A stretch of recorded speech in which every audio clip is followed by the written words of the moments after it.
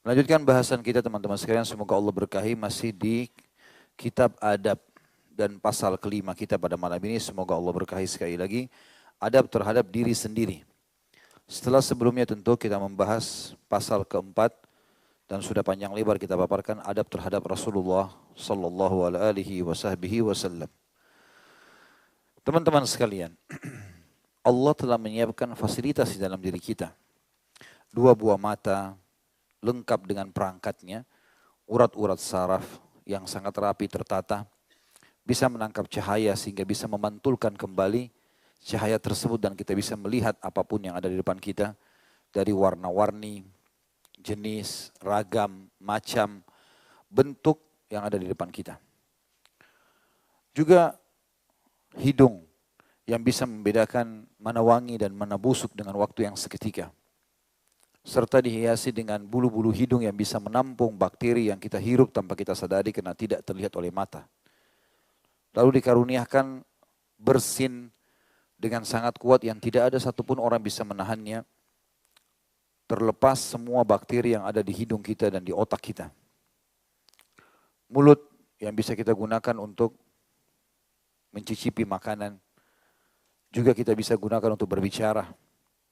Bisa gunakan untuk mengunyah. Kemudian bibir, hidung dan mata ini menjadi hiasan wajah.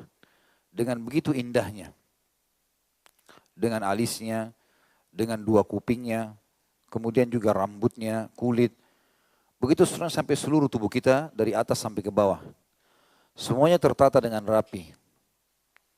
Mungkin kalau seseorang di antara kita bisa melukis manusia, walaupun ini tidak boleh tentu dalam syariat, dia bisa melukis manusia dan dia bisa melukis persis seperti apa yang terlihat di depan matanya. Maka saya yakin orang-orang akan memuji lukisan tersebut. Karena dianggap orang ini bisa mengambil gambar yang mirip dengan aslinya. Banyak orang kagum dengan lukisan-lukisan ini teman-teman sekalian. Ternyata dia lupa kalau lukisan itu hanya menciplak ciptaannya Allah. Lukisan manusia hanya bisa dikenang. Oh ini dulu saya pernah dilukis di Solo, di Jogja, di Jakarta, di Surabaya, tahun sekian. Kemudian dipajang misalnya di rumah. Ini semua tentu tidak boleh dalam syariat, tapi ini contoh saja. Melukisnya tidak boleh, memajangnya juga lagi ada larangan, gitu kan. Tapi yang saya ingin titik beratkan contohnya, bagaimana sebenarnya orang banyak bangga dengan manusia menciplak saja. Padahal dia lupa dirinya sendiri yang telah dilukis oleh pelukis tersebut, yang merupakan lukisan yang luar biasa, bisa bergerak, bisa berbicara, bisa melihat, bisa mendengar, bisa merasakan. Maka bagaimana seorang manusia tidak berpikir tentang masalah itu? Dan Allah mengatakan dalam Al-Quran, wa fi anfusikum afala tubsirun. Dalam diri kalian itu ada keajaiban penciptaan Allah. Tidakkah kalian melihatnya? Teman-teman sekalian, tubuh yang Allah berikan kepada kita ini, dan dikuatkan di dalamnya dengan jiwa atau ruh, ini tidak sia-sia Allah ciptakan. Allah sebutkan dalam Al-Quran, A'udzubillahi minasyaitonirrajim. Am hasibtum annama khalaqnakum abatha wa annakum ilaina la turja'un. Apakah kalian mengira kami membentuk, melukis, memberi warna, memberi fasilitas tubuh kalian dari jasad dan ruh yang begitu sempurna. Kami ciptakan sia-sia dan kalian tidak akan dikembalikan kepada kami. Kata para ulama tafsir, orang-orang yang berakal kalau membaca ini dia harus berfikir dengan akal sehatnya. Kalau Allah tidak siapkan begini saja. Allah ingin dalam surah Az-Zariyat tujuan penciptaannya, A'udzubillahi minasyaitonirrajim wa ma khalaqtul jinna wal insa illa liya'budun. Ma uridu minhum min rizqin wa ma uridu minhum an yut'imun. Innallahu war-razzaqu dzul quwwatil matin. Aku tidak ciptakan jin dan manusia, membentuk mereka, memberikan warna, memberikan semua fasilitas ini, ya, kecuali untuk menyembah kepadaku. Mengikuti peraturan-peraturan Allah. Ya, karena kita makhluknya. Dan aku tidak menginginkan balasan dari mereka makanan dan rezeki. Karena Allah adalah sebaik-baik tempat pemberi rezeki. Dan dia sebaik-baik tempat bersandar. Teman-teman sekalian, kita bagi dua antara jasad sama ruh. Dua-duanya butuh perawatan.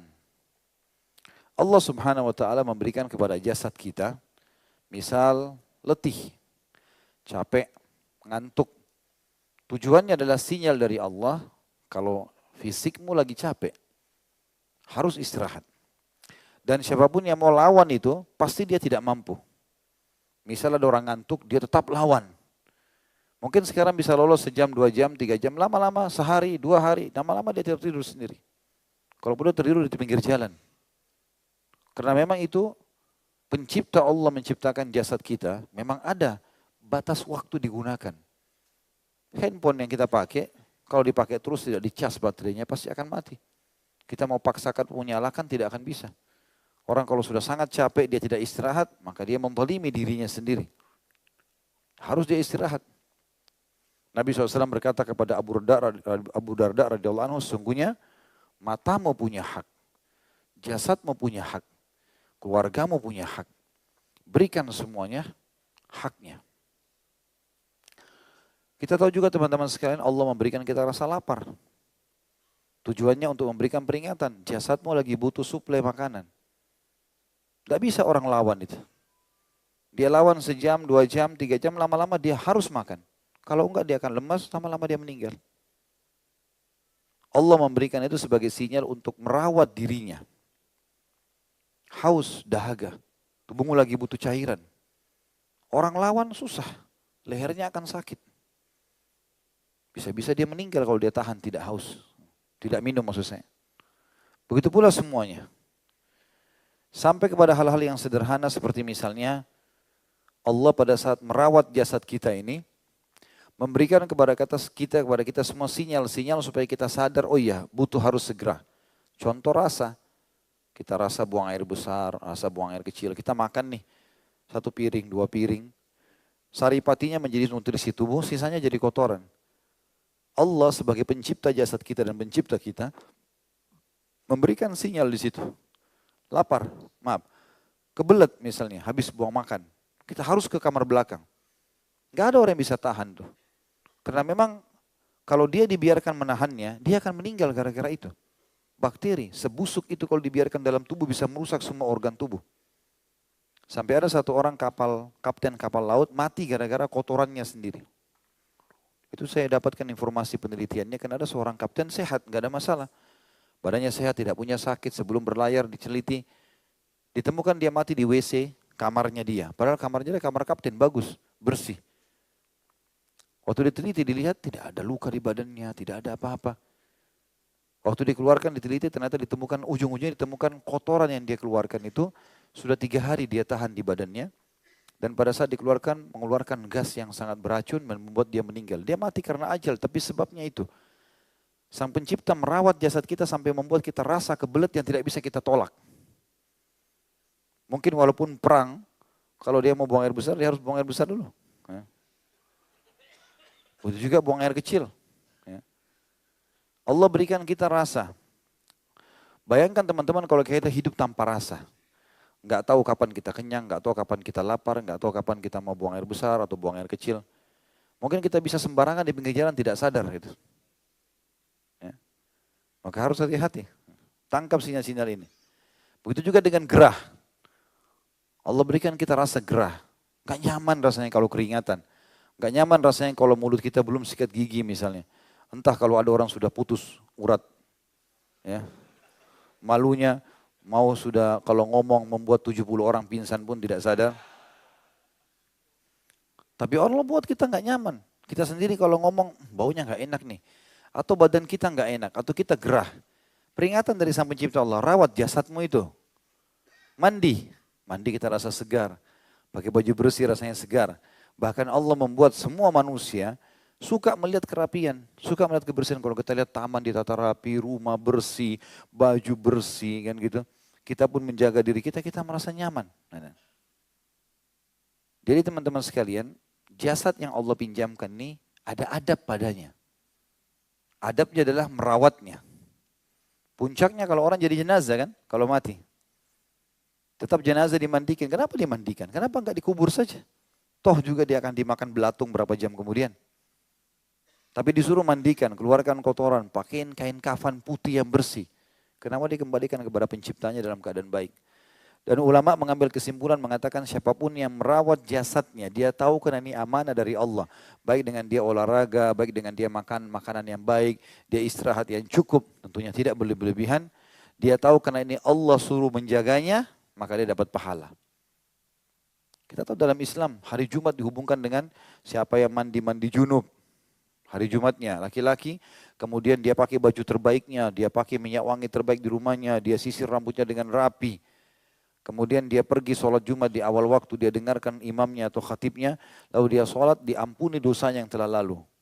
Coba lihat relevansi antara pengampunan dosa dengan pakai baju bersih, rambut rapi, ya, badan wangi, dan seterusnya. Dan juga hadis Nabi SAW teman-teman ma'ruf sekali yang sudah dikenal. Kata Nabi SAW, Innallaha jamilun yuhibbul jamal.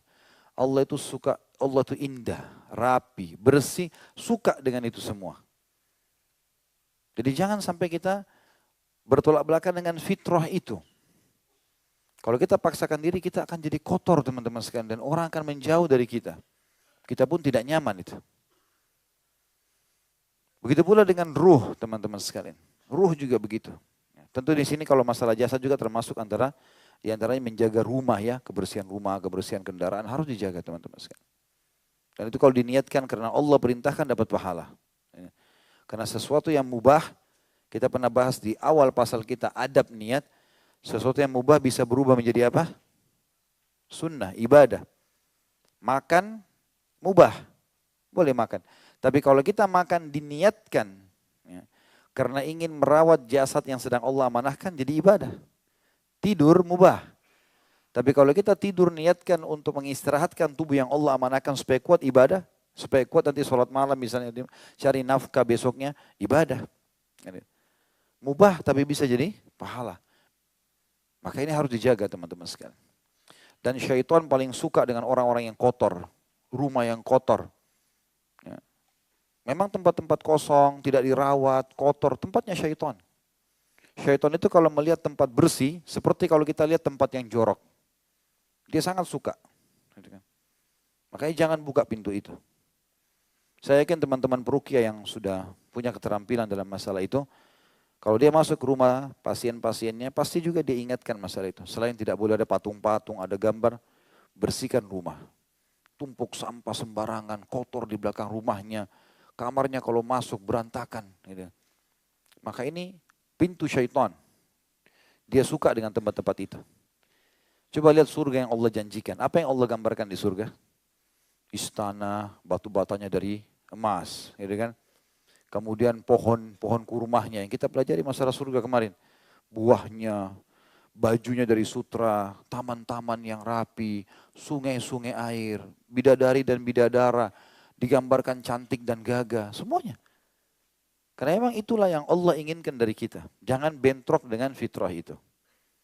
Jangan sudah ikut pengajian, kopiahnya kotor, 2 tahun tidak dicuci. Sampai dahinya muncul jerawat-jerawatnya. Sejadah juga nggak dicuci. Motornya Masya Allah melekat. Kotoran yang luar biasa. Apa susahnya ambil selang siram? Atau bayar. Berapa di pinggir jalan cuci motor tuh? 12.000. Harga gorengan. Mampir sebentar cuci bersihkan enak. Sama juga dengan kendaraan mobil segala macam harusnya dijaga. Ini semua berhubungan dengan jasa. Tentu ini panjang bahasanya tapi saya kasih gambaran umumnya supaya kita paham teman-teman sekalian. Dan jangan salah paham dengan kalimat zuhud. Karena orang banyak paham zuhud itu meninggalkan dunia untuk akhirat. Keliru sekali ini. Meninggalkan dunia untuk akhirat. Bukan. Tapi mendahulukan akhirat dari dunia. Iya. Jadi ada banyak orang begitu. Kalau sudah menuju ke akhirat, mulai ikut taklim, sudah. Makanan saya roti kering. Sendal saya tidak boleh diganti. Mau putus ditambal-tambal. Ya. Kendaraan sudah apa adanya. Mau peyot, mau segala macam, gak usah ganti. Dunia sebentar. Ini merusak citra Islam. Akhirnya Islam yang tadinya indah. Islam kotor sekali ya. Orang kalau ikut pengajian jadi jorok begini. Ya. Kan gitu. Harusnya diubah ini teman-teman sekalian. Sama sekali tidak seperti itu. Dan dalam surah Al-Qasas ayat 77 Allah berfirman, A'udzu billahi minasyaitonir rajim wa bataghi fi ma ataqallahu daral akhirah wa la tansa nasibaka minad dunya. Kejar apa yang Allah janjikan di akhirat. Surga, dayang-dayangnya, permadaninya, semua derajat tertinggi. Kejar dengan ibadah. Dan juga jangan lupa bagianmu dari dunia. Orang muslim harus punya kelebihan-kelebihan teman-teman sekalian. Nabi SAW berpoligami, 11 orang istri beliau di bawah naungannya. Dan ini khusus untuk Nabi SAW. Setiap istri punya rumah, setiap rumah aja pembantunya. Dan setiap rumah ada satu minimal ekor unta. Satu unta itu zaman dulu sama dengan sekarang mobil Alphard. Nabi SAW punya 11 rumah, 11 orang pembantu di masing-masing istrinya, dan masing-masing punya satu ekor unta. Keliru kalau ada orang bilang, mengatakan Rasulullah itu hidupnya juga sederhana. Sederhana di mata pandangan agama, tidak berlebihan iya. Tapi beliau menikmati. Saya mau makan roti kering saja. Mana riwayatnya Nabi makan roti kering? Nabi pernah lapar iya, lalu disalahfahami. Tuh, Nabi kan buktinya lapar. Terus keluar mencari makanan dari para sahabatnya. Loh, Rasulullah SAW memang gemar berkumpul sama sahabatnya. Beliau memang gemar. Jadi pada saat beliau pernah keluar kebetulan lagi lapar, pengen makan di teman-temannya, sahabatnya. Bertemulah dengan Abu Bakar, bertemu dengan Umar, lalu mereka duduk dengan orang Ansar. Bukan berarti beliau itu miskin. Gitu kan. Nabi SAW memang rumahnya sederhana. Betul ya sederhana. Tapi beliau paling gemar makan paha kambing, bukan roti kering. Dalam hadis Bukhari dikatakan Umar bin Khattab berkata, saya pernah masuk rumah Nabi SAW, beliau sedang pegang tulang paha kambing dan lagi menggigit dagingnya. Disebutkan dalam riwayat seperti Abu Darda, Abu Musa al-Ash'ari, banyak sahabat-sahabat Nabi yang terkenal dengan kezuhudannya, itu paling gemar makan daging. Mereka paling gemar makan daging. Bahkan daging itu dibakar lalu ditaruh di bungkusan kain, lalu ditaruh di kantong mereka, kalau mereka safar selalu dibawa-bawa. Jadi bukan berarti kita harus berkumuh-kumuh. Kan gitu. Begitu pula dengan ruh di dalam. Ruh ini juga komponen yang tidak bisa terpisah dengan jasad. Karena kalau ruh sudah keluar, jasad tidak berfungsi lagi. Maka dia juga butuh perhatian. Hanya saja bedanya, kalau jasad lapar makan, ya, gerah mandi, haus minum. Kalau ruh bukan itu. Ruh itu makanannya adalah ini, majelis ilmu. Ilmu makanannya dia. Jadi kalau teman-teman lagi duduk begini sebenarnya lagi berikan makanan, lagi berikan suplemen, lagi berikan minuman kepada ruh kita. Dan perlu kita garis bawahi kalau ruh itu sehat, maka jasad bisa ikut sehat. Walaupun secara zahirnya dia kurus. Sahabat Nabi Julaibib radhiyallahu anhu, orang yang kecil sekali jasadnya. Sampai waktu dia mati di perang Uhud, mati syahid diangkat oleh Nabi SAW dengan satu telapak tangan karena kecilnya. Tapi waktu ditemukan jenazahnya ada 7 orang kafir Quraisy yang mati di sebelahnya. Ruhnya berotot, walaupun jasadnya kecil. Biar juga berotot besar kalau ruhnya kempes, percuma. Dengar suara anjing lari. Ya. Jadi memang ruh itu lebih berpengaruh daripada jasad. Makanya sebagian ulama mengatakan ruh itu sifatnya melekat sama jasad dan kalau dia ditarik jasad sudah tidak berfungsi. Ruhnya masih berfungsi, hidup di alam barzah. Ruh ini terus ada. Nanti dia pada saat pembangkitan dikasih jasad baru dimasukkan lagi. Dia akan hidup terus sampai di surga. Kalau dia beriman, kalau dia kafir dia masukkan neraka. Jadi intinya memang sebenarnya di ruh itu. Tentu dua-duanya kita diharuskan untuk jaga. Karena tadi saya sudah berikan gambaran. Tapi banyak orang yang lupa. Dia peduli dengan jasadnya, pakai baju bagus, mobil segala macam. Itu betul tidak salah. Asal dia niatkan karena menikmati nikmatnya Allah. Ingat sabda Nabi SAW hadis riwayat Abu Daud hadis sahih. Inna Allah yuhibbu an yara athara ni'amihi ala abdi. Allah suka melihat bekas nikmatnya pada hambanya. Boleh kita nikmati. Tapi ingat masalah ruh juga perlu. Ini adab, ada adab. Dan adab saya bilang tadi kemasannya. Ya, kita sudah bahas beberapa waktu lalu. Adab adalah kemasan dan untuk diri sendiri itu perlu. Perlu. Pilih yang terbaik buat diri kita selama halal nikmati. Dan perlu saya titip pesankan satu hal teman-teman, tanda kutip di sini. Ada rezeki yang sudah standar Allah kasih, ada rezeki datang sesuai dengan orderan. Ya. Antum minta nggak sama Allah? Kalau yang standar Allah kasih oksigen, bisa lihat matanya, fungsi anggota tubuh Allah kasih semua. Tapi kalau mau jadi orang yang prestasi, orang yang punya nama, orang yang punya andil dalam agama, dia harus order pada Allah. Ya Allah, karuniakan aku ini. Ya Allah, karuniakan aku ini. Memohon. Para sahabat memohon. Ya, untuk memilih menjadi menguasai wilayah muslimin. Ya, untuk menguasai panglima, menjadi panglima perang. Untuk menguasai ibadah. Abdullah bin Umar itu kalau lihat ada orang lebih alim, dicari tahu sama dia, kenapa orang ini lebih alim, apa ibadahnya.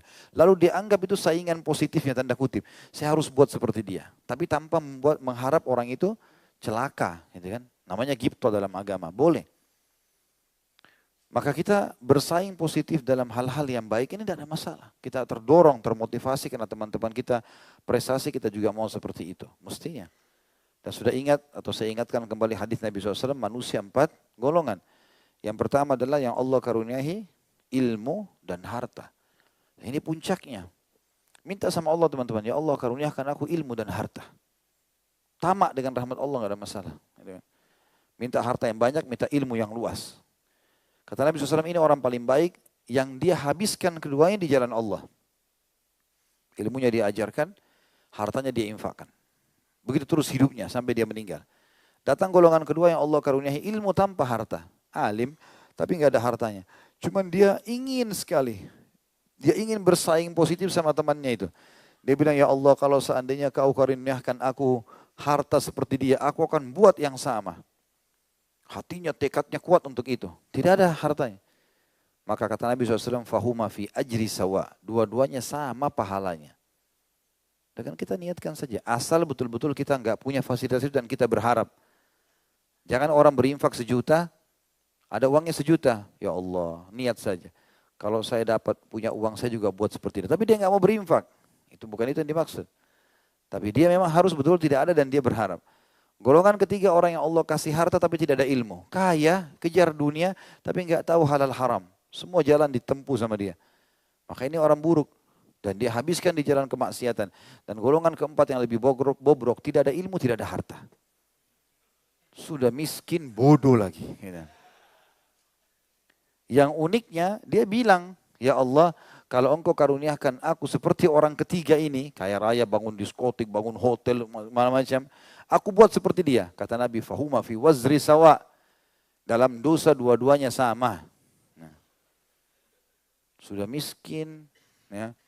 Kemudian juga tidak punya ilmu, gitu kan? Tumpuk lagi dosanya orang yang orang lakukan untuk dia. Ya harusnya kita paham ini teman-teman sekalian. Baik, saya akan bacakan. Adab terhadap diri sendiri ini ditulis oleh Syekh Abu Bakar rahimahullah. Di pasal ke-5 beliau berkata, seorang muslim meyakini bahwa kebahagiaannya di dalam dua kehidupannya, yaitu kehidupan dunia dan kehidupan akhirat, tergantung pada bagaimana ia mendidik dirinya, membaguskannya. Perhatikan Syekh Abu Bakar di sini menekankan kehidupan dunia dan kehidupan akhirat. Dua-duanya harus dikejar, ya. Namun akhirat di nomor satukan. Jadi kalau lagi berbisnis pun, berdagang, azan tutup tokonya. Langsung kita mengejarkan akhirat. Mensucikan dan membersihkannya sebagaimana kesengsaraannya tergantung pada kerusakan, kekeruhan dan kebusukannya. Demikianlah berdasarkan dalil-dalil sebagai berikut ini. Yang pertama surah Asy-Syams ayat 9 sampai ayat 10. A'udzu billahi minasyaitonir rajim. Qad aflaha man zakkaha wa qad khaba man dassaha. Sungguh beruntunglah orang-orang yang mensucikan jiwa itu. Mensucikan artinya jasadnya dia bersihkan. Tadi sudah kita kasih contoh-contoh, mandi, rapi, pakai minyak wangi, sisir rambut, segala macam. Nikmati semua itu. Dan juga jiwanya, berikan ilmu, berikan iman padanya, suplai ya, makanan-makanan kebutuhannya. Dan sungguh rugilah orang-orang yang mengotorinya. Baik dia kotori jasadnya, bajunya kotor, topinya kotor, mukenanya kotor, jilbabnya kotor, segala macam, semuanya kotor. Plus lagi jiwanya juga kotor, busuk, suka caci maki orang, ghibah, fitnah. Rugilah orang-orang yang seperti itu. Selanjutnya firman Allah dalam surah Al-A'raf ayat 40 sampai 42 yang bunyinya a'udzubillahi minasyaitonirrajim. Innal ladzina kadzdzabu biayatina wastakbaru anha la tufattahu lahum abwabus samai wa la yadkhulunal jannata hatta yalijal jamalu fi sammil khiyat wa kadzalika najzil mujrimin lahum min jahannama mihadun wa min fawqihim gawash wa kadzalika najzil zalimin والذين آمنوا وعملوا الصالحات لا نكلف نفسا إلا وسعها أولئك أصحاب الجنة هم فيها خالدون. Sesungguhnya orang-orang yang mendustakan ayat-ayat kami dan menyombongkan diri terhadapnya sekali-kali tidak dibukakan bagi mereka pintu-pintu langit dan tidak pula mereka masuk surga. Artinya amalnya mereka tidak akan dilaporkan ke langit dan mereka tidak akan masuk surga. Orang-orang yang tidak mau ikuti perintah Allah, larangannya, tidak mau halal, nikmati hal, tidak mau meninggalkan yang haram, maka mereka tidak akan dibuka pintu langit. Semua kebaikan mereka, amalnya tidak akan diterima dan juga di akhirat tidak masuk surga. Hingga unta bisa masuk ke lubang jarum. Ini maknanya mustahil. Unta nggak mungkin masuk di lubang jarum. Seperti itulah mustahilnya mereka masuk ke surga. Demikianlah kami memberi pembalasan kepada orang-orang yang berbuat kejahatan. Mereka mempunyai tikar tidur dari api neraka dan di atas mereka ada selimut api neraka pula. Demikianlah kami memberi balasan kepada orang-orang yang zalim dan orang-orang yang beriman dan mengerjakan amal-amal saleh. Kami tidak memikulkan kewajiban kepada mereka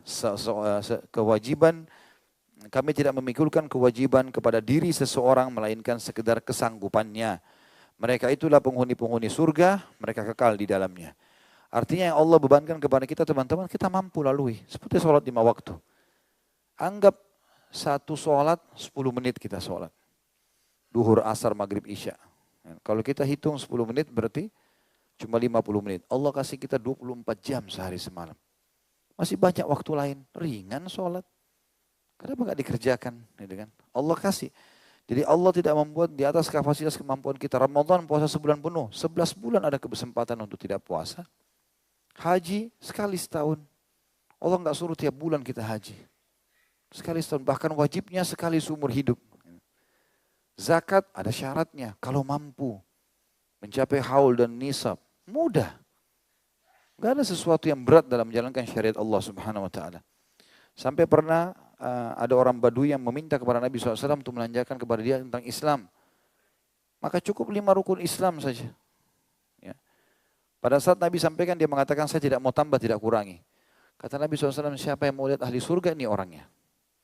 Sudah saya ceritakan kisah itu kan? Belum, dari mana belum? Yang orang Badui mengatakan saya bertanya kepada Muhammad atas nama Allah yang telah meninggikan langit, menghamparkan bumi. Sudah kan? Alhamdulillah, banyak saksi. Kemudian surah Al-Asr, ayat 1 sampai ayat 3.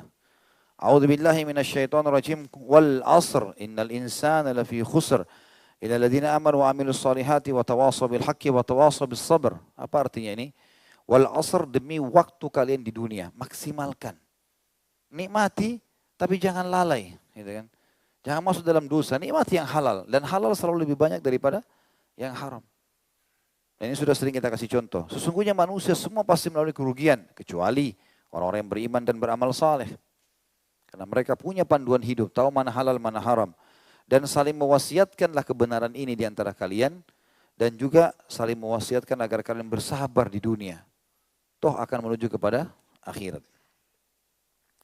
Itu tadi ayat-ayat Al-Quran yang berbicara tentang pentingnya seseorang untuk menjaga dan merawat jasad dan ruhnya. Kita dengarkan bagaimana penyampaian baginda Nabi SAW. Pertama hadis Bukhari nomor 7280 yang berbunyi, kullukum yadkhulul jannata illa man aba. Qalu wa man ya'ba ya Rasulullah? Qala man ata'ani dakhalal jannah wa man asani faqad aba. Setiap dari kalian pasti masuk surga kecuali yang tidak mau. Para sahabat berkata, siapa yang tidak mau ya Rasulullah? Siapa yang enggan masuk surga itu?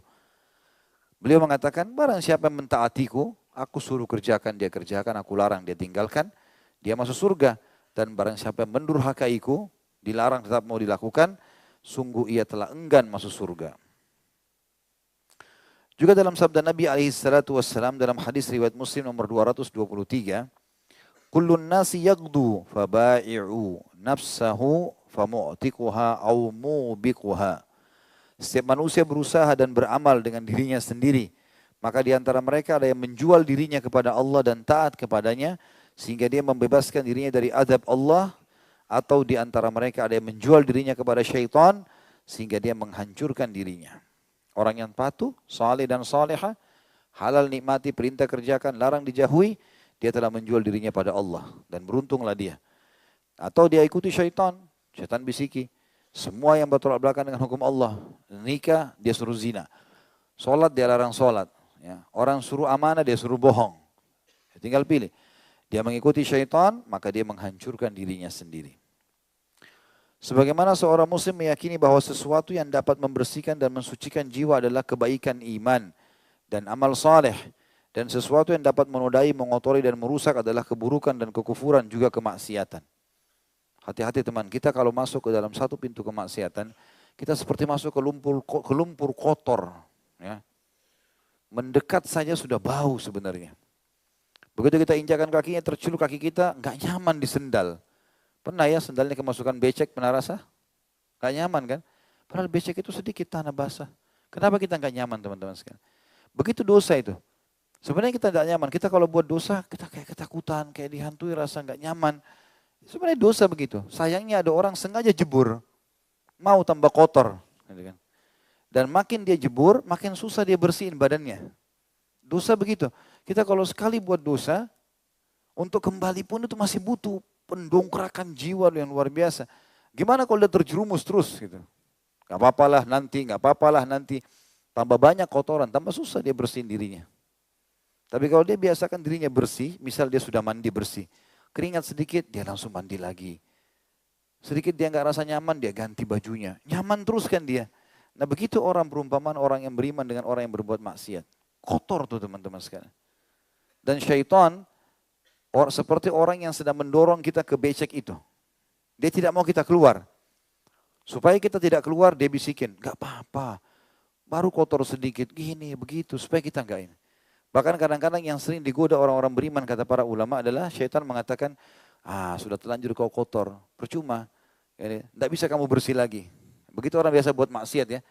Udah terlanjur lah, kamu sudah kotor, gak apa-apa. Ulangi lagi dan seterusnya. Padahal sebenarnya saya sudah bilang dosa itu kalau kita sudah depan becek tadi atau depan jurang supaya tidak jatuh bagaimana caranya? Mana ahli joglo? Supaya tidak jatuh di jurang buat apa? Kalau kita sudah jalan, pas mobil kita di pinggir jurang, apa yang kita harus lakukan supaya kita tidak jatuh? Mundur. Jangan coba-coba kaki, jatuh enggak ya? Jatuhlah. Mundur. Kalau sudah mau jatuh jangan, berhenti. Sudah digoda sama perempuan atau sama laki-laki lawan jenis, tidak berhenti. Tidak, ini haram, nggak boleh dalam Islam. Nabi Yusuf kan begitu. Sudah digoda di dalam kamar, sudah diajak segala macam. Tidak, berusaha. Karena Allah bilang apa? Walaqad hamma bihi wa hamma biha. Dia sudah, perempuan coba menggodanya, Yusuf pun hampir tergoda dengan itu, alaihissalam. Laula arra'a burhana rabbi. Kalau bukan karena dia lihat petunjuk dari Tuhannya. Dia berusaha tidak, saya nggak mau tergoda, dia harus tinggalkan. Tinggalkan teman-teman sekalian, jangan malah tinggal di situ. Lagi telepon tutup. Berhenti sekalian, jangan. Karena kalau kita coba akhirnya terjerumus. Kita manusia. 1 jam pertama kita kebal, 1 jam kedua, jam ketiga. Mulai kirim foto, mulai ini, mulai itu, mulai lama-lama janjian mengatasnamakan ta'aruf islami. Dusta besar. Sekarang yang penting supaya ada Islamnya, Islami. Ini Islami, itu Islami. Syariat. Apalah namanya. Padahal di dalamnya prakteknya aneh-aneh juga. Jangan nodai, perhatikan kalimatnya Syekh Abu Bakar rahimahullah. Sebagaimana seorang muslim meyakini bahwa sesuatu yang dapat membersihkan dan mensucikan jiwa adalah kebaikan iman dan amal soleh. Terus saja begini teman-teman, hadir majelis ilmu, azan ke masjid, komitmen saja begitu. Ya. Dalam surah Maryam Allah bilang apa?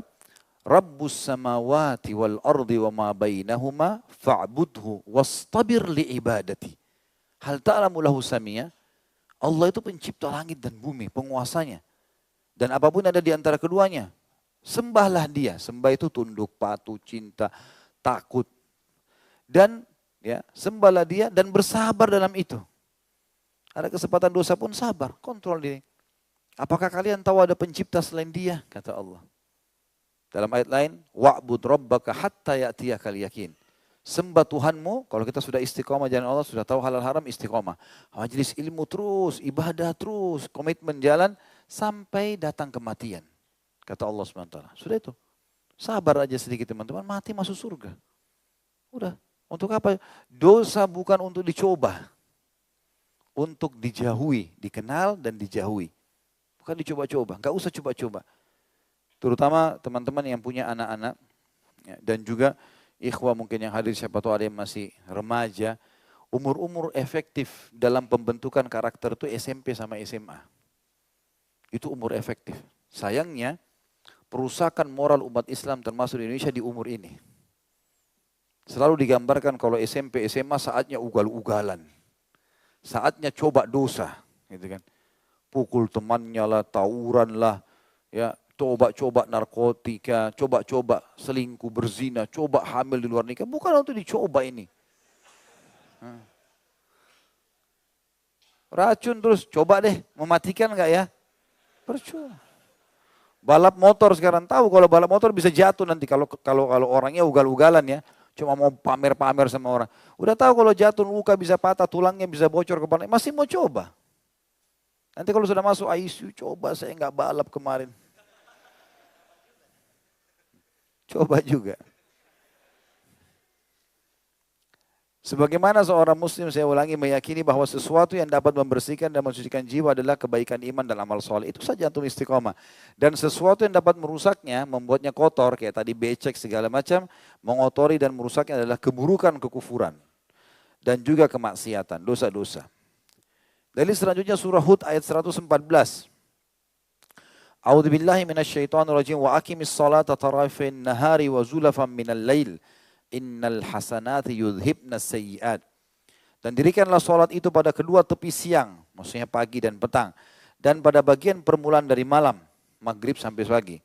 Sesungguhnya perbuatan-perbuatan baik itu akan menghapus dosa perbuatan yang buruk. Kalau kita pernah buat dosa, asal dosa-dosa kecil, dosa besar butuh tobat nasuha. Maka setelah istiqomah sekarang itu akan membersihkan dosa-dosa yang lalu. Ini juga salah satu kiat untuk membersihkan kesalahan-kesalahan dan mensucikan jiwa kita. Kemudian surah Al-Mutaffifin ayat 14. A'udzu billahi minasyaitonir rajim. Bal rana ala qulubihim ma kanu yaksibun. Sebenarnya apa yang selalu mereka usahakan itu menutup hati mereka. Ini ayat turun kepada orang-orang kafir dan orang munafik. Mereka anggap mereka berbuat benar padahal sebenarnya salah. Dan setiap dosa dalam ayat ini dijelaskan akan menutup hati manusia. Sebagaimana hadis sahih riwayat Bukhari yang kata Nabi SAW, kalau seseorang berbuat amal soleh, maka akan tertitik cahaya satu dalam hatinya. Dia buat lagi amal soleh, cahaya putih lagi. Dia buat cahaya amal soleh, satu putih lagi. Terus sampai hatinya terang benderang. Dan kalau sudah hatinya terang benderang, dia akan selalu lapang dalam menghadapi semua permasalahan. Menghadapi dunia, merindukan akhirat. Ya, sibuk menyebutkan diri dengan amal soleh. Ya, hidupnya untuk agama, untuk kehidupan sosial, maka itu sudah terlapangkan. Dan dia akan menjadi cahaya yang menerangi orang lain.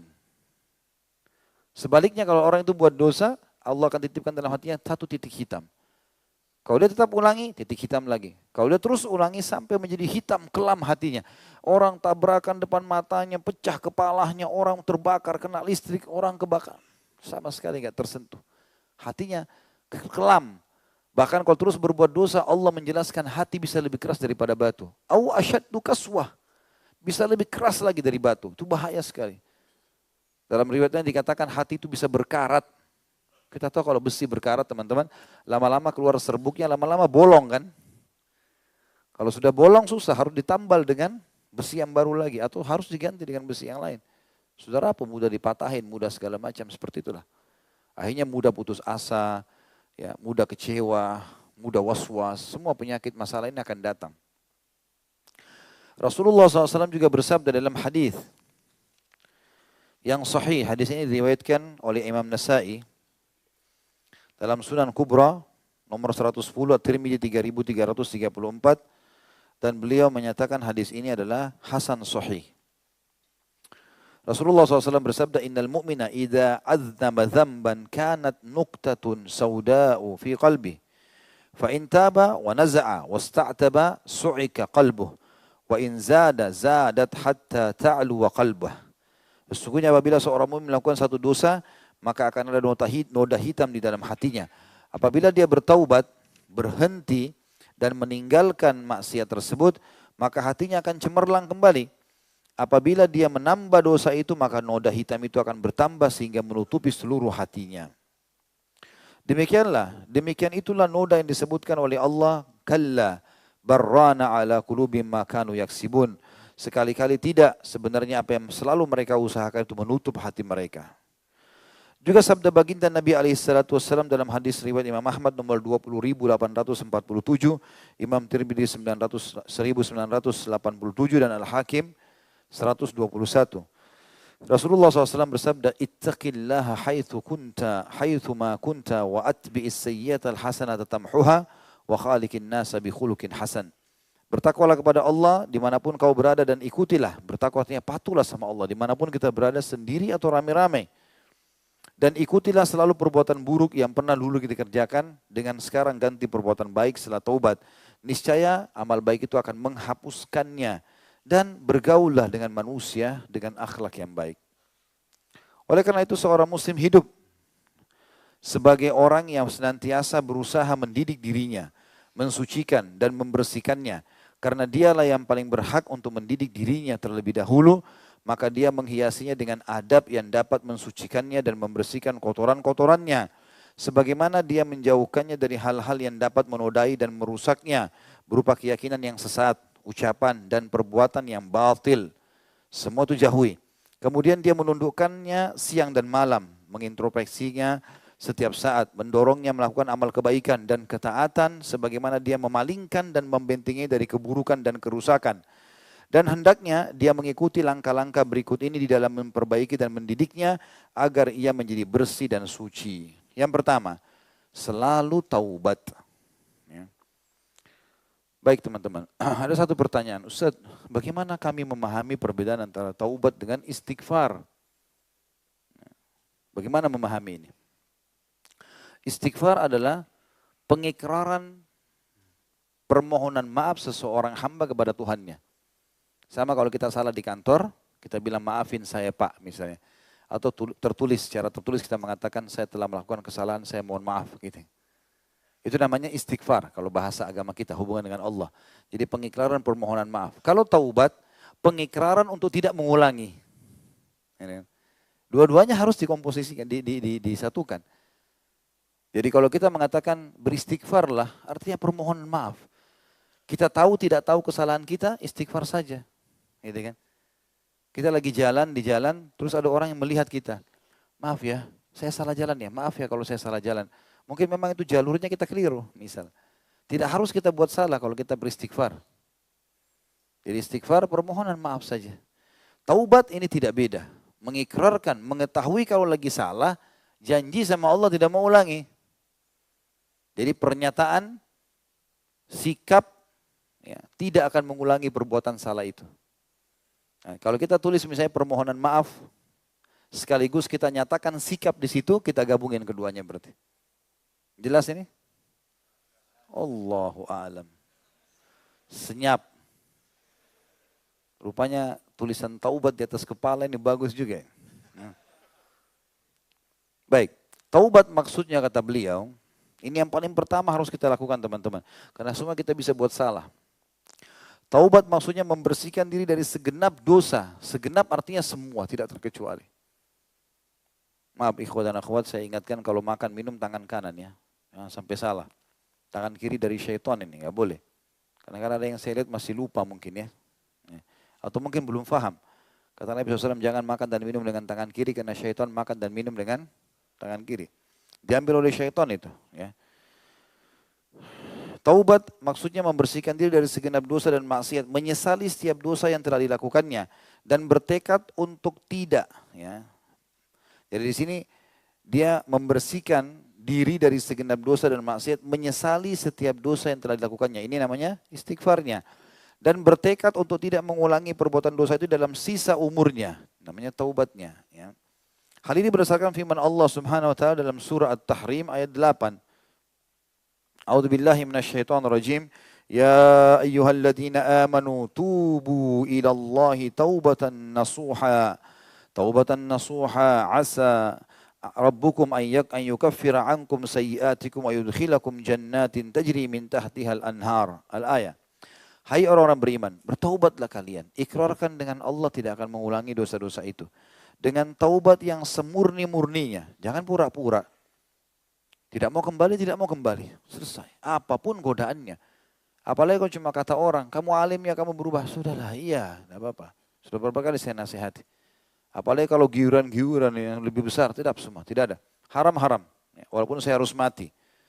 Semurni-murninya kata Allah, mudah-mudahan Rob kalian akan menutupi kesalahan-kesalahan kalian dan memasukkan ke dalam surga yang mengalir di bawahnya sungai-sungai. Ada sedikit sini perkataan para ulama teman-teman. Apa makna Rob kalian akan menutupi kesalahan-kesalahan kalian? Kenapa Allah bilang Allah membersihkan kesalahan? Kenapa Allah bilang menutupi? Apa makna menutupi teman-teman? Kalau ada tulisan di tembok ini, kita ingin ada bedanya. Kita menghapusnya dan kita menimpahnya, ya, menutupinya. Tapi kalau dalam gambaran agama berbeda masalah menutupi, bukan hanya sekedar menyamarkan, maksudnya diganti dosa itu menjadi pahala. Jadi posisinya tetap sama, waktunya tetap sama. Misalnya orang pernah berzina di umur 17 tahun, di posisi ini segala macam dosa. Dia memohon kepada Allah agar dosa itu bukan cuma dihapus, tapi diganti menjadi pahala. Dan Allah janjikan itu. Allah bisa menggantikan dosa-dosa kita menjadi pahala. Makanya Umar bin Khattab berkata radhiyallahu anhu, tapi ini tentu difahami secara positif ya. Beliau pernah duduk dengan beberapa temannya sambil berkata, saya adalah orang yang lebih banyak pahala dari kalian. Orang-orang sekitarnya berkata, di zaman khilafahnya beliau, bagaimana bisa Amir Mu'minin?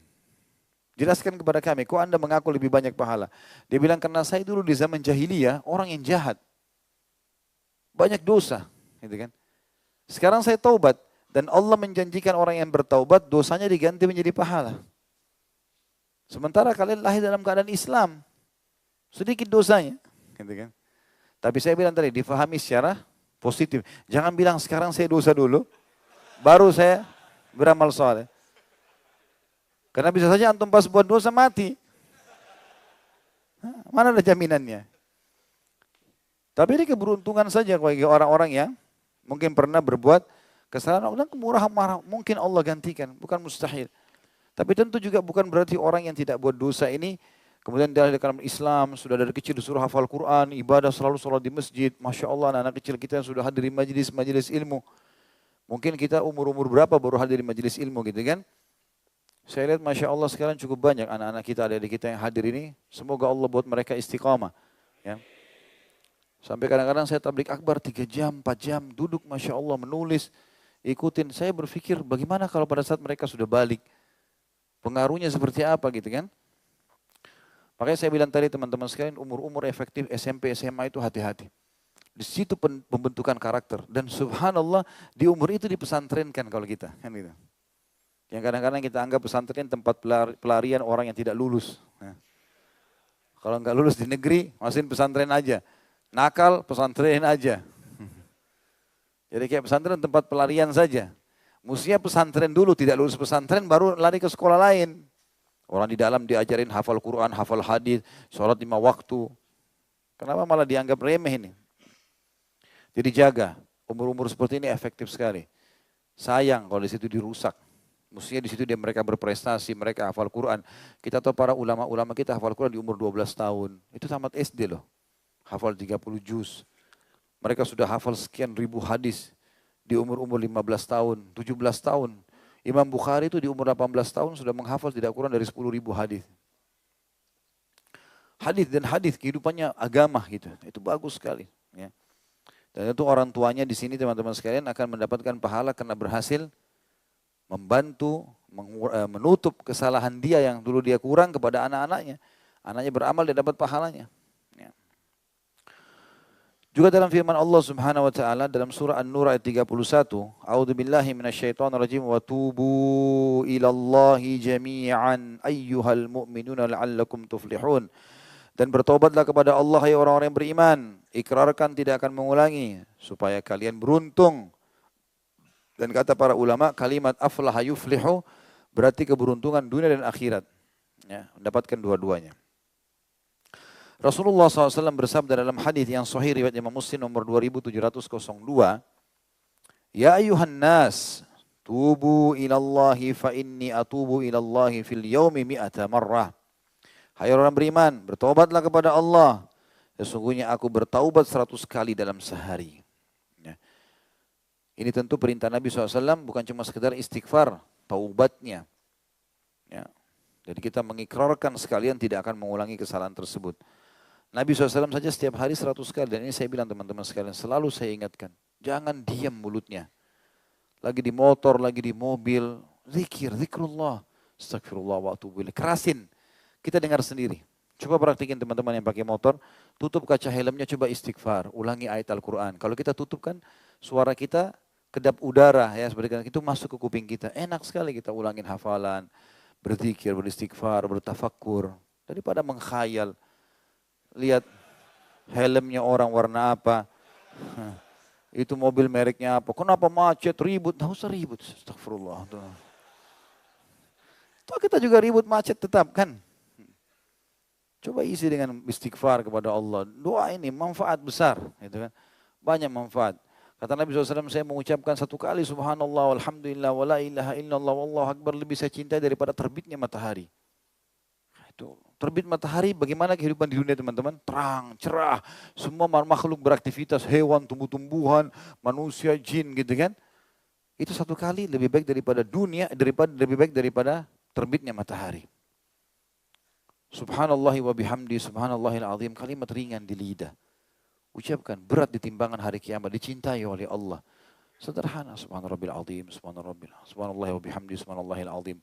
La haula wa la quwata illa billah, harta karunnya surga. Makna lainnya apa? Perbendaharaan surga. Semua yang ada di surga, itu ada pada la haula wa la quwata illa billah. Ucapkan, akan dapat. Dan Umar bin Khattab kalau kirim pasukannya, kokohkanlah, hadapilah musuh, kejarlah surga, dan perbanyak la haula wa la quwata illa billah. Kata ulama, kata kunci kemenangan pasukan Umar justru kena la haula wa la quwata illa billah. Pasrah sama Allah, tidak ada daya dan kekuatan kecuali milik Allah. Dalam hadis yang lain, tadi itu hadis riwayat Muslim 2702, sekarang hadis riwayat Muslim juga sama. Setelahnya hadis 2703, Rasulullah SAW bersabda, "Man taba qabla an tatlu'a asy-syamsu min maghribiha, taballahu alaih." Barang siapa yang bertobat sebelum matahari terbit dari barat, niscaya Allah akan menerima taubatnya. Artinya sangat terbuka pintunya. Bertobat kapan saja. Ya, sebelum terbit matahari dari timur, tanda-tanda hari kiamat ya. Sekarang matahari terbit, ya. Jadi berlawan arah lah nantinya. Matahari terbit dari timur nanti akan berubah menjadi dari barat. Dan ini banyak bahasan para ulama atau masalah tentang tanda-tanda hari kiamat. Mudah-mudahan kita masih jauh dari itu. Kemudian selanjutnya hadis riwayat Muslim nomor 2759. Rasulullah SAW bersabda, "Inna Allah yabsutu yadahu bil-laili liyatuba musi'un nahar, wa yabsutu yadahu bin-nahari liyatuba musi'ul lail, hatta tatlu asy-syamsu min maghribiha." Sesungguhnya Allah membentangkan tangannya pada malam hari untuk menerima taubat orang yang berbuat kesalahan pada siang hari, dan membentangkan tangannya pada siang hari untuk menerima taubat orang yang berbuat kesalahan pada malam hari. Demikian hingga matahari terbit dari barat. Dan hadis ini memaknakan juga yang memberikan pelajaran adanya sifat, menetapkan sifat tangannya Allah yang maha mulia dan sempurna. Gitu kan? Kita sudah pelajari dalam bab asma wa sifat. Ini kita imani apa adanya tanpa harus menginterpretasikan, ya, mentakwilkan maknanya, menyamakan dengan makhluk, dan menolaknya. Ya. Kemudian juga di sini Allah SWT dengan kemahamurahannya membuka kesempatan untuk taubat. Siang hari, sepanjang hari bisa bertaubat, sepanjang malam bisa bertaubat. Jangan ditunda.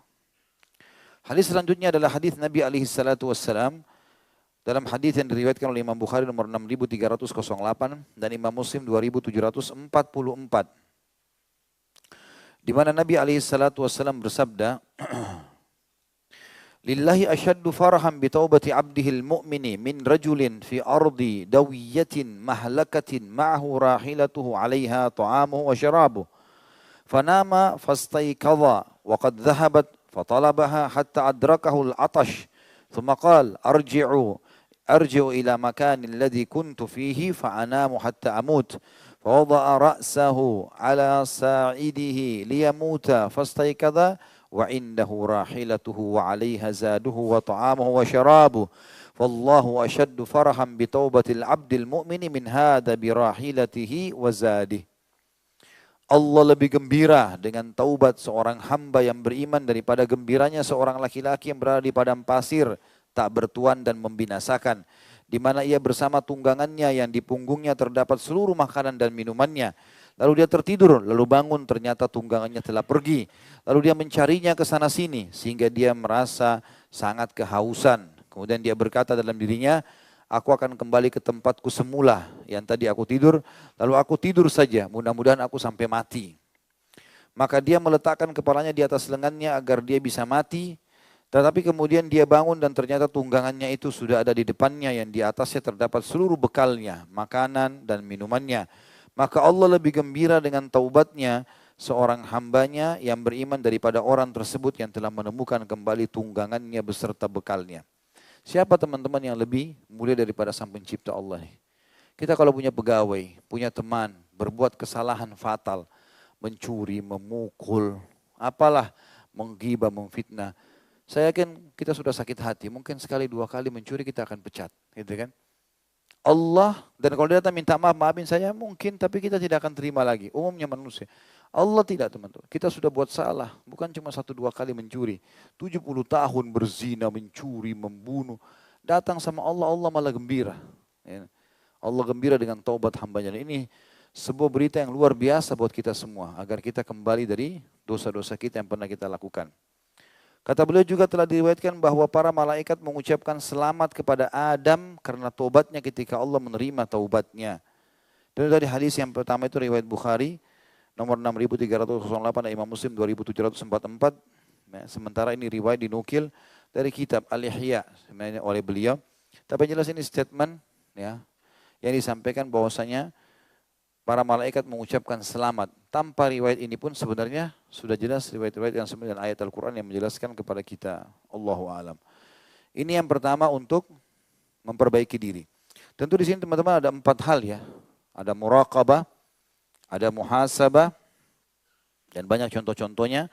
Dan nanti ada mujahadah. Ya. Ada 4 poin. Ini tidak bisa kita selesaikan satu kali pertemuan.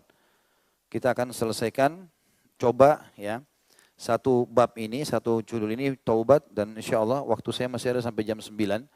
Kalau ada teman-teman yang mau bertanya silahkan berhubungan dengan tema masalah taubat ini. Tadi memang saya sempat sampaikan ke Akh Marwan tidak ada pertanyaan, tapi saya tadinya target jam 9 saya harus tutup tentu pengajian karena masih ada acara dan pertemuan dengan seseorang yang sudah saya janji. Tapi insya Allah 15 menit kita masih bisa pakai sekarang. Dan sebentar teman-teman tolong kalau saya sudah selesai tema, saya pamit lebih cepat keluar. Mohon dikasih jalan supaya tidak luput janji yang sudah saya sebutkan kepada teman saya itu. Ini semua pertanyaan. Taubat, taubat. Taubat saja. Nanya ini, nanya itu. Bagaimana jika seorang yang sudah merubah bentuk fisik dan mentato diri lalu bertaubat? Apakah orang tersebut tetap ikhtiar merubah bentuk fisik kembali seperti semula dan menghapus tatonya Ustaz? Mohon doanya Ustaz, semoga yang bujang dan para akhwat yang belum menikah segera dipertemukan dengan jodohnya. Baiklah. Tanya jodoh dengan tanya tato berbeda ini. Tentu saja merusak fisik teman-teman dosa ya. Nggak boleh kita rusak. Makanya dari awal tadi kita mengatakan ini termasuk adab terhadap jasad sendiri. Ini sangat baik sebenarnya ya.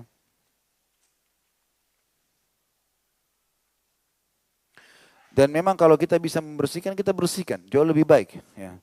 Tapi kalau kita tidak mampu ya sudah. Saya kalau tidak salah, berapa waktu lalu sempat mendapatkan di grup para ustadz-ustadz ada program menghapus tato gratis ya. Ya. Coba mungkin akhi yang bertanya ini, tanya teman-teman yang tahu. Mungkin bisa dihubungkan dengan itu. Ya, bisa dia hapus, sangat baik kalau dia bisa hapus ya. Karena emang simbol itu sama sekali tidak ada hubungannya dengan keperkasaan. Tapi umumnya dengan ugal-ugalan. Gitu kan. Sombong-sombongan. Gitu kan. Sama orang bertato, pakai anting-anting. Tidak ada hubungannya sama keperkasaan ini. Sama sekali gitu. Ya. Keperkasaan yang sebenarnya adalah menghadapi musuh-musuh Allah. Benar dalam peperangan pada saat terjadi jihad. Istiqomah, melawan syaitan, bangun sholat malam. Itu di situ. Bukan dengan merusak jasad.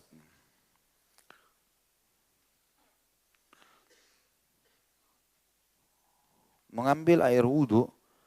Ini sudah disortir belum ya? Hah? Yang kemarin. Hari ini nggak ada berarti? Oh. Kenapa dikasih saya yang kemarin? Saya sudah merasa lepas diri kemarin, sudah enak. Baik, pasal sebelumnya berarti mengambil air wudhu bekas Nabi SAW bukankah bersifat gulu, berlebihan? Karena bila dibilang sebagai pengkultusan Nabi Muhammad SAW, bukankah Nabi Muhammad SAW juga manusia biasa? Sama kisahnya dengan pernyataan bahwa Nabi SAW bercahaya seperti lampu merupakan suatu gulu. Akhi, kontrol lisan.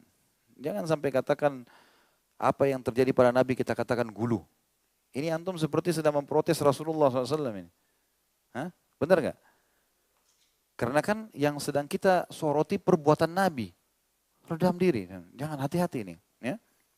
Kalau kita memprotes perbuatan guru kita saja di sekolah mungkin sudah dianggap melanggar adab ya. Rasulullah SAW teman-teman tidak melakukan satu hal atau mengizinkan sesuatu kecuali dengan izin Tuhannya. Itu termasuk khususiatin Nabi SAW. Itu memang untuk Nabi boleh. Untuk kita tidak boleh. Ya. Dalam menjelaskan Syama'il Muhammadiyah, ya, keutamaan Nabi SAW, ada hal-hal yang tidak bisa kita jangkau manusia seperti kita. Seperti beliau berpoligami lebih dari 4 orang. Ya. Seperti beliau juga bisa melihat sahabatnya lagi sholat, jadi imam dia bisa tahu sahabatnya di belakang mana yang khusyuk, mana yang enggak. Kelebihan Nabi SAW. Kata Nabi SAW, luruskan saf kalian, rapatkan. Karena saya bisa melihat kalian dari belakang saya. Kuasa Nabi SAW, kuasa Allah SWT berikan kepada beliau. Gitu kan? Pada saat beliau lagi tidur di rumahnya Ummu Hani, keringatan diambil keringatnya. Ditaruh ditampung di wadah gitu. Nabi SAW terbangun. Lalu mengatakan, apa yang kau kerjakan? Ya Rasulullah, saya ambil keringat Anda, saya jadikan minyak wangi untuk anak-anak saya. Kata Nabi SAW, asabti, kau telah benar. Untuk Nabi sendiri. Dan tidak ada gulu di sini. Tidak masuk dalam bab gulu, karena beliau membolehkannya. Gulu itu kalau tidak boleh, ya, melampaui batas. Seperti misalnya, perbuatan Mu'adz bin Jabal pada saat datang dari Yaman. Begitu datang langsung sujud di bawah kaki Nabi. Baru tiba turun dari unta, lihat Rasulullah SAW kejar, sujud di kakinya. Hai Mu'adz, berdiri, apa yang kau kerjakan? Ya Rasulullah, sambil sujud tetap bicara. Ya Rasulullah, di Yaman, di tempat saya berdakwah, kalau orang-orang mentuakan, menghormati seseorang, dia sujud di kakinya. Anda orang yang paling pantas saya sujudi. Ini namanya gulu di sini. Kata Nabi SAW, tidak hai Mu'adz. Kalau boleh sujud selain Allah, saya suruh wanita sujud untuk suaminya. Jadi Nabi SAW mengimbangi mana boleh, mana enggak boleh gitu kan. Dan hati-hati teman-teman, jangan masuk ke zona itu. Memprotes perbuatan Nabi, hati-hati. Bertanya boleh, tapi di sini kesannya kayak, kenapa itu? Itu bukan kayak itu gulu, bukan seakan-akan perbuatan Nabi ini ya. Hati-hati. Rasulullah SAW jauh lebih mulia dari diri kita sendiri pun, gitu kan? Jauh, dan beliau kerjakan tidak pernah sama sekali. Beliau orang yang paling tawadu. Nabi SAW itu orang yang paling merendah, paling nggak mau dipuji-puji. Sampai beliau bilang, jangan kalian puji-puji saya melampaui batas sebagaimana Nasrani memuji Isa putra Maryam. Ya. Saya adalah hamba Allah dan Rasulnya, ucapkan hamba Allah dan Rasulnya, itu hukum. Kita harus ucapkan, jangan bilang Rasulullah anak Tuhan misalnya gitu kan. Tidak boleh seperti orang Nasrani. Karena begitu awalnya. Nabi Isa dipuja-puja, melampaui batas. Akhirnya sampai mereka katakan anak Tuhan. Akhirnya sampai mengatakan Tuhan.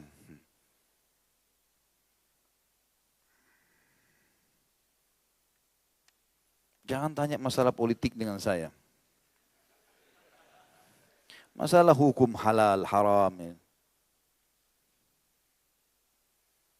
Lebih harus taat kepada Rasulullah atau kepada orang tua. Rasulullah tentunya. Enggak usah ditanya itu. Enggak ada yang kalahkan Allah dan Rasulnya di atas segalanya. Diri kita sendiri kita harus dahului Rasulullah SAW. Enggak bisa sama sekali. Umar bin Khattab pernah berkata, ya Rasulullah, Nabi lagi naik kuda, dikejar sama beliau.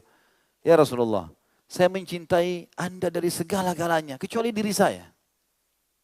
Semuanya saya cintai, pokoknya istri, anak, segala macam saya siap tinggalkan harta asal Anda perintahkan. Tapi diri saya belum ya Rasulullah. Kata Nabi, tidak hai Umar, sampai dirimu sendiri. Harus kau mendahului saya. Maka kata Umar, sekarang ya Rasulullah. Apapun Anda perintahin saya kerjakan. Ada ceritanya, Rasulullah utusan Allah. Gak bisa. Makanya keluar hadis, la ta'ata li makhlukin fi ma'siyati khalik. Tidak ada kepatuhan pada makhluk yang berbuat maksiat pada Sang Pencipta. Yang menyuruh kita bakti sama orang tua, Allah dan Rasulnya. Tapi kalau bau maksiat nggak bisa. kan? Dilarang sholat di masjid, tidak boleh pakai jilbab, tidak boleh dipatuhi ini. Tapi tetap kita santun. Maaf ayah, maaf ibu, ini sunnah Rasulullah, izinkan saya berbuat baik. Banyak orang lain anaknya di diskot, dikebar, saya cuma mau ke pengajian. Baik, kita santunkan, tetap baik. Dan insya Allah kalau kita hadir di pengajian, kemudian kita coba untuk bisa menerapkan ilmu yang benar, maka akan sangat bermanfaat itu buat kita. Ya, sangat bermanfaat insya Allah. Sebatas mana kita boleh tidak mengikuti Nabi Muhammad SAW, terutama dalam hal keduniaan, misalnya berjalan, berpakaian, berkendaraan. Adakah hal-hal tersebut tetap disebut sunnah? Contoh kasus lagi, di tanah Arab cuaca cenderung panas sehingga bulu dan jenggot lebih lebih pasti tumbuh ketimbang di Indonesia. Tapi Abu Jahal, Abu Lahab juga berjenggot. Apa tetap disebut sunnah? Juga jika dirunut dengan riwayat, kamu lebih mengetahui duniamu tentang kesalahan Nabi Muhammad SAW pada saat memberi perintah tidak perlu penggabungan bibit kurma dan juga tidak didengarkan instruksinya Nabi SAW oleh sahabat padahal pada strategi perang. Apakah perihal keduniaan ini tidak ada arahan dari Allah dan Nabi Muhammad SAW? Mohon bimbingannya Ustaz. Tentu teman-teman sekalian, kalau bertanya sekali lagi, terutama berhubungan dengan Allah dan Rasulnya, kita harus lebih ada adabnya lah. Dan arti kata gini, tidak usah mendatangkan contoh masalah Abu Lahab, Abu Jahal berjenggot, apakah itu juga sunnah? Tentu saja disebutkan sunnah kalau orang ikuti agama Allah, gitu kan? Gini, kalau ada orang kafir berbuat satu perbuatan, misal dia bersedekah, dia bakti sama orang tuanya. Teman-teman sekalian, bukan karena orang kafirnya, karena agama kita menganggap itu baik. Gitu. Maka kita lihat baik, jadi bukan karena dianya. Abu Jahal, Abu Lahab jenggotnya ada, bukan karena dianya, tapi karena kita tahu jenggot itu bagian daripada ajaran Nabi SAW. Dan tidak termasuk pahala kalau dia tidak masuk dalam Islam, tidak bermanfaat bagi dia. Infaknya, dia silaturahim keluarganya, tidak ada gunanya. Gitu kan? Selama dia tidak beriman kepada Allah Subhanahu Wa Taala. Ya. Saya pernah jelaskan hadis Bukhari bagaimana Aisyah bertanya radhiyallahu anha, ya Rasulullah, bagaimana dengan fulan di Mekah? Suka silaturahim, suka bantu orang, tapi enggak pernah, bagaimana kan? Tidak ada yang tidak kenal kebaikannya. Kata Nabi SAW, tidak ada gunanya, dia tidak pernah beriman. Gitu kan? Jadi tidak ada hubungannya dengan itu. Kalaupun orang kafir melihat itu perbuatan baik, misal mabuk-mabukan, misal selingkuh, zina sana-sini, bagi orang bebas pacaran, orang kafir lihat baik. Pasti kita lihat tidak baik kalau kita orang muslim yang benar. Karena agama kita mengatakan tidak baik. Walaupun mereka nilai baik. Jadi perbuatan baik mereka itu justru karena agama kita anggap baik. Seperti itulah. Ya. Itu dulu poin. Kalau pertanyaan sebatas mana kita tidak boleh tidak mengikuti Nabi SAW. Tentu teman-teman sekalian memang ulama menjelaskan. Ada hal-hal yang sifatnya jibiliyah dan ada ghairu jibiliyah. Jibiliyah artinya sesuatu yang memang dibebankan oleh Allah pada Nabi SAW dan tidak dijadikan sebagai bagian syariat. Seperti misalnya bentuk rambut, fisik. Artinya rambut Nabi SAW hitam, lebat, kan gitu, berombak. Maka apakah semua muslim harus rambutnya begitu? Kalau orang keriting berarti bukan muslim? Enggak. Itu sebab Allah sudah jibilkan, sudah haruskan Nabi SAW begitu. Postur tubuh Nabi jerbu, tinggi besar, kekar, tidak juga terlalu tinggi, tidak juga pendek. Nabi SAW jerbu, tapi kekar. Badannya kekar, badannya penuh dengan bulu alaihissalam, gitu kan? Apakah semua muslim harus seperti itu? Jawabannya tidak, karena tidak pernah ada sabda Nabi mengatakan contohi fisikku, contohi rambutku, nggak ada seperti itu. Kan gitu. Jadi kita harus pahami di sini. Sama juga dengan cara jalannya Nabi SAW. Nabi SAW dikatakan kalau jalan seperti orang turun dari bukit, misal, gitu kan? Maka tidak pernah ada penyampaian dari baginda Nabi SAW mengatakan contohi jalanku, tidak. Dan beliau tidak sama sekali melarang dan memerintahkan itu. Sama Nabi SAW seringkali kalau jalan menggunakan tongkat. Ya. Tongkat ini di zaman itu, kalau mereka lagi jalan, mereka suka, kalau angin lagi kencang, karena di padang pasir mereka harus tahan tubuhnya. Ini juga bukan bagian daripada syariat Nabi SAW, tapi kebiasaan beliau. Gitu kan? Nah di sini, bagaimana kita memahaminya kalau itu adalah syariat atau bukan syariat? Maka ini alhamdulillah, sudah dicontohkan dan disusun oleh para ulama dalam buku-buku hadis, ya, penjelasan-penjelasan panjang lebar mana yang jibiliyah dan bukan jibiliyah, mana yang khusus untuk Nabi SAW, mana yang tidak khusus, gitu kan? Ini sudah dirincikan semuanya. Seperti misalnya perilaku itu, Nabi SAW waktu berperang dengan para sahabat, lalu ada sahabat sempat bertanya, di perang Badar, Nabi sempat meletakkan pasukan di tengah-tengah kancah peperangan. Lalu kata orang-orang Ansar, ya Rasulullah, mohon maaf, apakah ini adalah wahyu sehingga kami menerimanya atau ini adalah strategi perang Anda? Jadi sahabat dengan adabnya bertanya dulu. Tentu kalau sekarang sudah tertutup pintu ini. Karena kita tidak mungkin bertanya pada Nabi SAW kan gitu. Maka kata Nabi SAW tidak, strategi perang. Kata mereka, ya Rasulullah, strategi perang yang baik di sini. Kalau seperti ini, di belakang sana banyak sumur. Lebih baik kita berkemah di sumur. Kalau menurut anda setuju, nanti biar musuh tertutup. Mereka tidak punya tempat untuk minum. Kata Nabi SAW, pendapat yang baik. Lalu Nabi ikutin itu, gitu kan? Nabi ikutin itu. Sama kasus yang disebutkan tadi tentang masalah pohon kurma. Memang pernah terjadi sekali Nabi SAW melewati kebun kurma dan mereka lagi mengawinkan, ya istilahnya jantan sama betinanya pohon kurma ini. Maka pada saat Nabi SAW mengatakan, kebetulan Nabi lihat orang rame-rame ngangkat, Nabi mengatakan, coba kalian tidak lakukan itu. Yang Nabi maksudkan adalah mungkin dibagi pekerjaan itu. Rame-rame kumpul di satu pohon. Seperti itulah. Rupanya sahabat tangkapnya berbeda. Sahabat menangkapnya, Nabi larang mereka itu. Gitu kan? Padahal Nabi bukan itu maksudnya. Nabi melihat orang rame-rame ngangkat, kumpul semuanya di situ. Maksud Nabi kalau kalian berpencar lebih baik gitu loh. Lalu Nabi mengatakan, coba kalian tidak lakukan itu. Maksudnya Nabi jangan keroyokin satu pohon rame-rame, sebarlah. Sahabat salah paham, oh Nabi larang, gak usah kawinkan kalau gitu. Akhirnya hasil kurmanya mereka sedikit. Mengeluh kepada Nabi SAW, ya Rasulullah, hasil kurma kami sedikit. Kata Nabi, kenapa? Waktu anda lewat, anda bilang, lebih baik kalau kalian tidak kerjakan. Maka Nabi mengatakan, kalian lebih tahu urusan dunia kalian. Saya cuma ingatkan, jangan berkumpul di situ rame-rame. Bagi itu pekerjaan, gitu kan. Hanya itu bukan berarti dia harus dilarang, jangan mengawinkan karena itu memang sudah sunnatullah harus dikawinkan. Itu pemahaman hadisnya sebenarnya supaya orang tidak salah paham.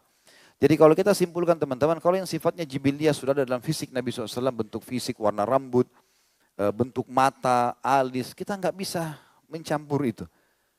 Cara jalan gitu kan, semua itu. Lahirnya dari suku itu, kita nggak mungkin semuanya lahir dari satu suku. Ini namanya jibiliyah, nggak bisa kita masuk di zona itu. Tapi kalau sesuatu yang beliau instruksikan, beliau suruh contohi dari perbuatan, dari perkataan, beliau ikutkan dengan janji, kalau perbuatan baik ancaman, kalau perbuatan buruk ini bagian dari syariat, gitu kan. Dan ada juga bagian khususiah namanya, khas untuk Nabi. Seperti beliau menikah lebih dari 4 orang wanita, gitu kan. Kemudian beliau berpuasa wisol namanya. Wisol itu berpuasa bersambung. Hari ini puasa sampai azan maghrib, kan gitu. Beliau lanjut besok baru buka puasa. Kadang-kadang 3 hari baru buka puasa. Pernah Abdullah bin Umar mau contohin tuh. Kata Nabi SAW, jangan hai Ibnu Umar.